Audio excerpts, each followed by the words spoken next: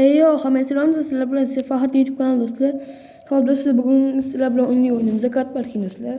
Xo'p do'stlar, bugun sizlar bilan o'yinimizda BMW M5 F90 Competition mashinasi. Buni tuning qilib chiqdim do'stlar. Tuning qilganda oddiy tuning qildim. Real Madrid logosini yasab chiqdim do'stlar. Bu hech qanaqa cheat emas. Ya'ni mod emas, lekin o'yinni pullari yoki mashinalar o'zi mod bo'lishi mumkin, lekin yasagan narsam emblemani o'zi mod emas. Hozir vaqtlik o'zim ham ko'rsaman. Hop. Bosdik. Do'stlar, mod emas bu. Uje hammasini o'zim yasadim bugun o'zida.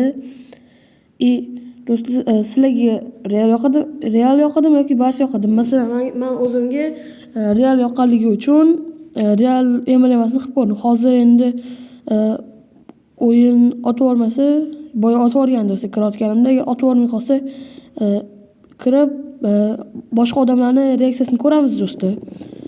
Xo'p, cho'ta nimagadir kirmayapti. Do'stlar, muhim yangiligimiz. Bizlar 300 ta bo'ldik do'stlar. Hammaga rahmat. Boshida 100 ta bo'ldik, 200 ta. Keyin 200 tadan o'yladim 300 taga sal sekin chiqamiz dedim. 3 kun 4 kun ichida 300 ta bo'lib qoldik do'stlar.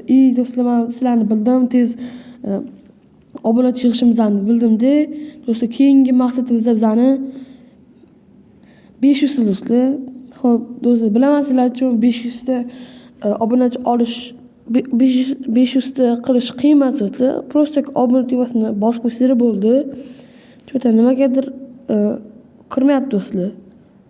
Yoki otoratimikan. Do'stlar, bunaqada bu videoning ikkinchi qismi ham bo'ladi. Nimagadir otorat do'stlar.